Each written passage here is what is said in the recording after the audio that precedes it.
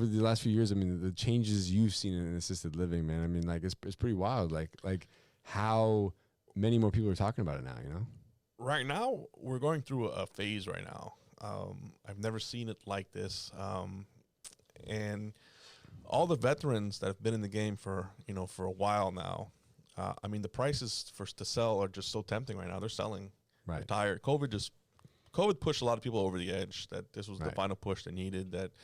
And now you got that, and you got the prices being offered for these facilities sky high. I don't think they've ever been this high, of course. People are selling, so they're getting out. So now we got all the newbies coming in, right? So how's that going to look in a few years?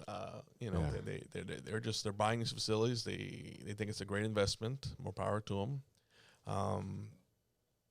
They don't really know how to operate them. They're turning to others to operate them, and we'll see how that goes.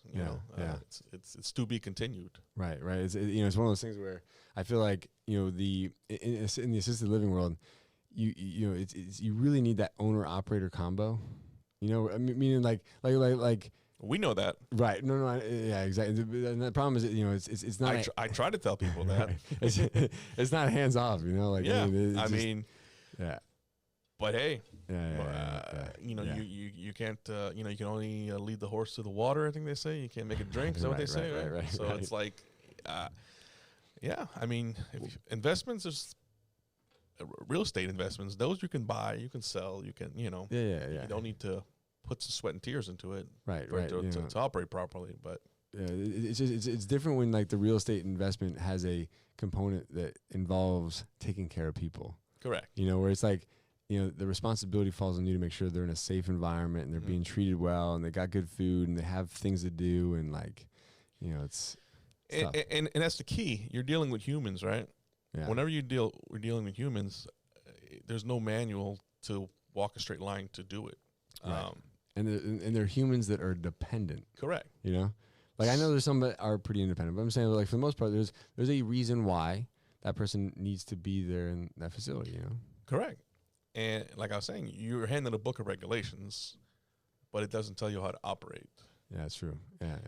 And there's not really a school that's going to teach you how to operate. Right. There's a school to teach you the regs, but not to teach you how to operate. Correct. Yeah. Correct. And the regs, there's no way to. Some of them, okay, it's cut and dry. I call them. Then there's the black and white that it's. You have to make your own policies. You have to determine your own procedures of how to. And you might make those, and that's not how it goes and plays out in real life. Right. Like you said, we're dealing with humans. Residents have different behaviors, and you're dealing with staff that are humans. It's not always going to, go the way you want it. Yeah. So. Hey guys, thank you so much for joining me. If you'd like to learn how to open your own adult daycare center, go to adcpro.com. If you'd like the latest business tips, click here, and make sure you subscribe to our channel. Click here. We'll see you guys next time.